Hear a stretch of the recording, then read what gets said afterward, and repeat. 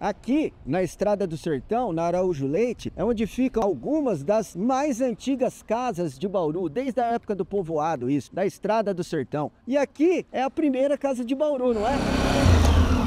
Será que é mesmo? Acho que não, hein? Pois é, qual foi a primeira casa de Bauru?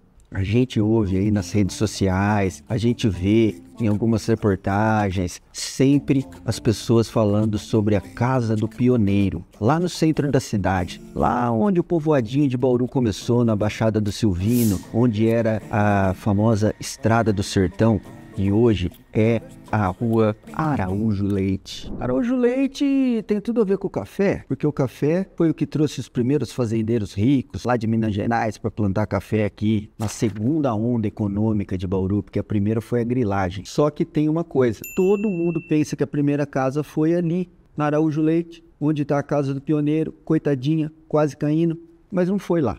A gente pode dizer que a primeira casa de Bauru foi a Água do Sobrado. Água do Sobrado é o nome do rio. Mas e esse sobrado aí? Esse sobrado era uma casa que o felicíssimo Antônio Pereira construiu logo que ele chegou aqui na nossa região. Lá por volta de 1851, 1852, 1853. Ah, mas será que não tinha uma outra casa no meio do mato antes do felicíssimo? Bom, bem provável que sim. Eu tô falando do que a gente sabe, né? Aí, ó.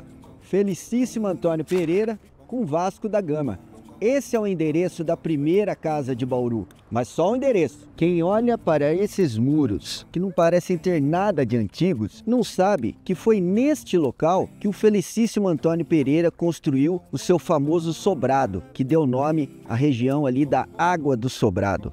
O grande memorialista e pesquisador Carlos Fernandes de Paiva, que escreveu esses 2 volumes maravilhosos aqui, ó, Narrativas Sintéticas dos Fatos que Motivaram a Fundação de Bauru, ele localiza a primeira casa de Bauru como sendo a do Felicíssimo. A casa de Felicíssimo acabou se tornando um ponto de parada no meio da selva paulista. Todos aqueles que estavam vivendo essa aventura de conseguir mais terras no oeste paulista, tinham que fazer uma parada ali na casa do Felicíssimo, no famoso sobrado, para se abastecer de comida, de sela, de apetrechos para viagem, de armas para enfrentar os indígenas caigangue. Então a casa virou meio como a última parada do sertão naquele momento, lá pela década de 1850, 1860. O Felicíssimo também é aquilo que a gente pode chamar, tipo assim, de o primeiro líder de Bauru. Sim, o primeiro líder. Felicíssimo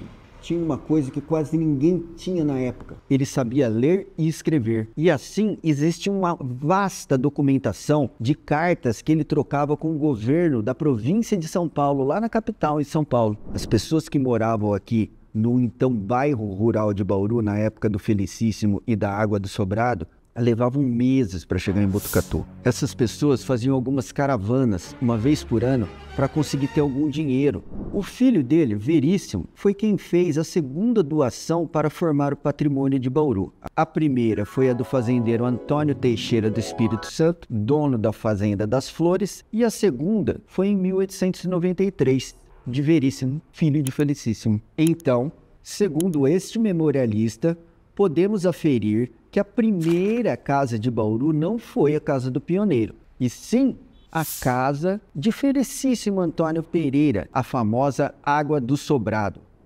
Olha, você quer saber mais sobre as curiosidades, a cultura, a história de Bauru? Então primeiro começa lendo esses 2 livros aqui, desse fantástico memorialista bauruense. Como é que chama esse programa mesmo? Ah, Que Cidade é Essa? Que Cidade é Essa?